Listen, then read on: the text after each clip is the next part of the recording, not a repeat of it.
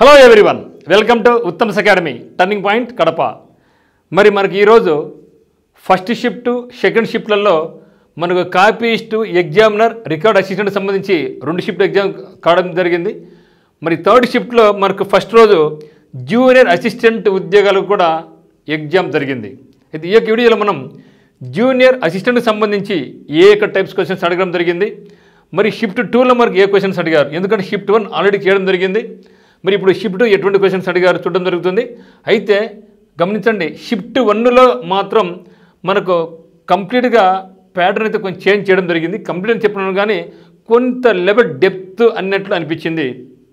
మరి షిఫ్ట్ 2 అయితే మాత్రం కంపేర్ టు షిఫ్ట్ 1, షిఫ్ట్ 2 అనేది కొంచెం ఈజీగా ఉన్నట్టు తెలుస్తూ ఉంది. మరి అదే జూనియర్ అసిస్టెంట్ వచ్చినట్టయితే జూనియర్ అసిస్టెంట్ మనకు థర్డ్ షిఫ్ట్లో ఫస్ట్ ఎగ్జామ్ జరిగిందనమాట మనకు జూనియర్ అసిస్టెంట్ సంబంధించి. ఇది కంపేర్ చేస్తే మరి ఈజీగానే అని చెప్తున్నారు. మరి ఈజీ అని కాదు కానీ ఓకే, అంటే షిఫ్ట్ 1 అంత కష్టంగా అయితే లేదని చెప్పడం జరిగింది. మేబీ రేపు లెవెల్స్ షిఫ్ట్కి మారే అవకాశం ఉంది. ఎందుకంటే రేపు 3 షిఫ్ట్ ఎగ్జామ్ జరుగుతుంది, సండే కూడా 3 షిఫ్ట్ ఎగ్జామ్ ఉంది కాబట్టి కొంచెం లెవెల్ మారుతూ ఉండే అవకాశం ఉంది. బట్ ఏదేమైనా కూడా మీరు టెన్షన్ పడొద్దండి. 23 కరెంట్ అఫైర్స్ ఇస్తున్నారు సార్, 24 కరెంట్ అఫైర్స్ ఇస్తున్నారు, ఇప్పుడైనా మీ దగ్గర ఫైల్ ఉందని అడుగుతున్నారు. అవన్నీ చదవాలంటే అయ్యే పని కాదు. మరి అదే బిట్ వస్తుందో లేదో మనకు తెలియదు. కాబట్టి మనకు కష్టం అంటే పక్క వాళ్ళకి కష్టమే, మనకు సులభం అంటే పక్క వాళ్ళకి సులభమే. కాబట్టి మనం ఏమైతే చదివామో 2025కి సంబంధించి కరెంట్ అఫైర్స్, సో వాళ్ళు కూడా అదే చదివింటారు. కాబట్టి ఫస్ట్ భయాన్ని వదిలేసేయండి, హ్యాపీగా బాగా నిద్రపోండి, పోయి ఎగ్జామ్ రాసండి. మీరు అనుకునేటువంటివే ఖచ్చితంగా వచ్చే అవకాశం ఉంది, భయపడద్దండి.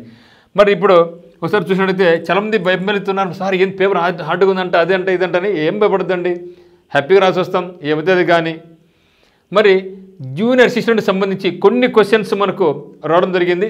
దాన్ని ముఖ్యంగా చూస్తే మనకు విరాట్ కోహ్లీ రికార్డు గురించి అడగడం జరిగింది. మొత్తం 14 రన్స్ కొట్టారు కదా, మరి థర్డ్ బ్యాట్స్మెన్, దీని మీద మనకు ఒక బిట్ అడగడం జరిగింది. అంటే ఇది కరెంట్ అఫైర్స్ పరంగా మనకు ఒక బిట్ అడగడం జరిగినారు.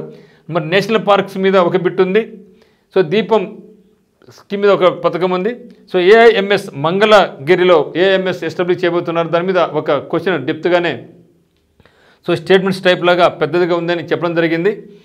మరి మచిలీపట్నం మున్సిపాలిటీ గురించి అది ఏ జిల్లాలో ఉంది అనే మొత్తం మాత్రం మచిలీపట్నం మీద మనకు మార్నింగ్ షిఫ్ట్ 1 వచ్చింది. ఇప్పుడు కూడా సెకండ్ షిఫ్ట్లో కూడా మనకు ఈ జూనియర్ అసిస్టెంట్ కూడా రావడం జరిగింది. సో లదాఖ్లో డ్యాన్స్ ఫెస్టివల్ ఉంది కదా, అది ఎన్ని రోజుల పాటు జరుపుకుంటారు అని ఆర్ట్ అండ్ కల్చర్లో భాగంగా అడగడం జరిగింది. మరి పింజోర్ గార్డెన్స్ అంట కెమిస్ట్రీ మీద అయితే ఒక బిట్ అడగడం జరిగింది. అయితే మనకు మొన్న అన్ని జరిగాయి, కెమిస్ట్రీ మీద సైన్స్ మీద బిట్లు అంత అడగలేదు. కానీ ఇక్కడైతే మాత్రం ఒక బిట్టు ఫ్యాట్స్ అండ్ యాసిడ్స్ మీద ఒక బిట్టు వచ్చినట్లుగా చెబుతూ ఉన్నారనమాట. తర్వాత గాడిచెర్ల బర్త్ ప్లేస్, గాడిచెర్ల హరి సర్వోత్తమరావు గారి బర్త్ ప్లేస్ ఆంధ్ర బిట్టు మీద. సో నార్త్ ఈస్టర్న్ మాన్సూన్స్ వస్తాయి కదా, ఏపీలో రైన్ఫాల్ ఎక్కడ. సో అమెండ్మెంట్స్ మీద ఖచ్చితంగా అయితే మనకు సవరణలు, ఈ యొక్క అమెండ్మెంట్స్ మీద అయితే మనకు అడుగుతూ ఉన్నారన్నమాట. అదే మాత్రం ఫండమెంటల్ రైట్స్ మీద ఒక బిట్టు అయితే కంపల్సరీ పడుతూ ఉంది. మరి కోల్డ్ డెజర్ట్ ఎక్కడ ఉంది అని అడగడం జరిగింది. సో నందాదేవి గురించి. మరి గంగా లెఫ్ట్ ట్రిబ్యూటరీ, గంగా నదికి ఉన్నటువంటి ఎడమ వైపున వచ్చే ఉపనది గురించి అడగడం జరిగింది. శరావతి దేనికి ఉపనది అని అడగడం జరిగింది. సో పాలిటీ వచ్చేసి నార్మల్ క్వశ్చన్స్, డెప్త్గా అంతేంలో నార్మల్గానే అడుగుతూ ఉన్నారు. మరి కాన్స్టిట్యూషనల్ బాడీస్ గురించి అడగడం జరిగిందని చెప్పడం జరిగింది. మరి ఏప్రిల్ 2024 సంబంధించి కరెంట్ అఫైర్స్ ఉంది, అది కూడా పర్సనాలిటీ పరంగా ఒక వ్యక్తి పరంగా అడిగినట్లుగా మనకు చెప్పడం జరిగింది. ఇవి మనకు ప్రస్తుతానికి వచ్చినటువంటి బిట్స్ అనమాట జూనియర్ అసిస్టెంట్ సంబంధించి. మరి ఇంగ్లీష్ పరంగా చూస్తే ఇంగ్లీష్ 2 ఆర్సీ చేయడం జరిగింది. ఓకే, సో రీడింగ్ కాంప్రహెన్షన్స్ 2 ఉన్నాయని చెప్పడం జరిగింది. సో రీడింగ్ కాంప్రహెన్షన్స్ 2 ఉన్నాయి. మరి గ్రామర్ పరంగా చూస్తే డైరెక్ట్ ఇండైరెక్ట్ స్పీచ్ ప్రతి షిఫ్ట్లో కూడా అడుగుతూ ఉన్నారు.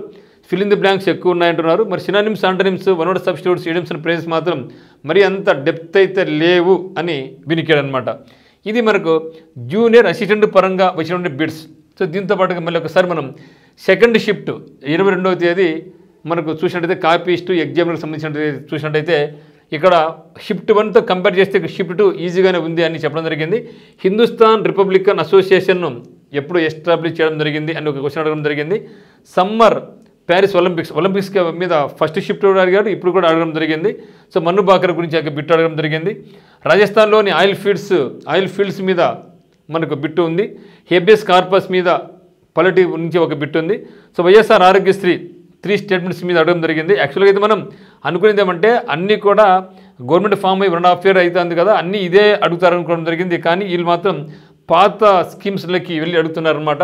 మరి డిసెంబర్ 2023 CA మీద ఒక బిట్ ఉంది. ఏప్రిల్ రిసీవ్డ్ హెవీ రెయిన్ఫాల్, అక్కడ సైక్లోన్ ఏమడిగారు అంటే ఇది డిజాస్టర్ మేనేజ్మెంట్ కాబట్టి అడిగే అవకాశం ఉంది, తప్పు అయితే కాదు. So net zero emissions airport ఎక్కడ ఉంది, ఢిల్లీ ఎయిర్పోర్ట్ కదా, దాని గురించి అడగడం జరిగింది. సో 2024 నుంచి ఇంకో కరెంట్ అఫైర్స్ ఉంది.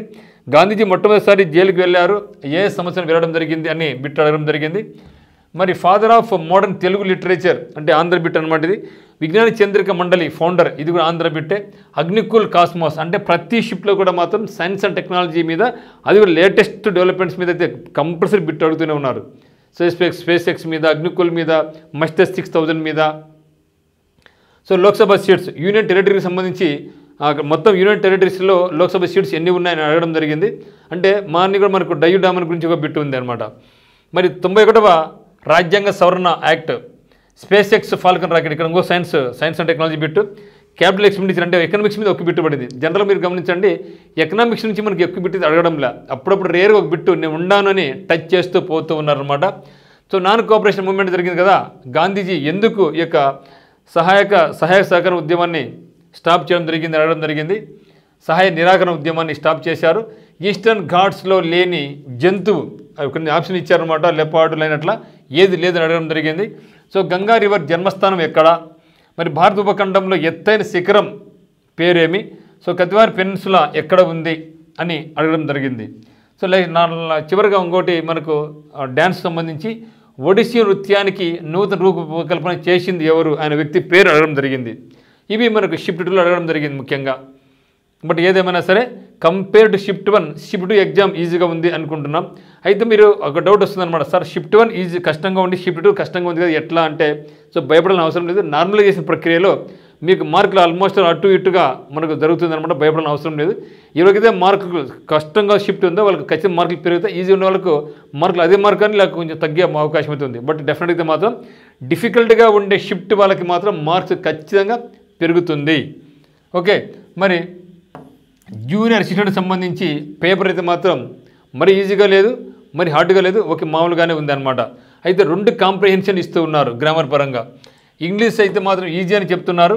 సో రీడింగ్ కాంప్రహెన్షన్స్ కూడా లాస్ట్ టైంలో ఎగ్జామ్స్ చూస్తే మనకు లెంతీగా ఉన్నాయి రీడింగ్ కాంప్రహెన్షన్స్ అన్నీ కూడా, కానీ ఈసారి మాత్రం లెంతీ క్వశ్చన్స్ లేవు, లెంతీగా ప్యాసేజ్ లేదు.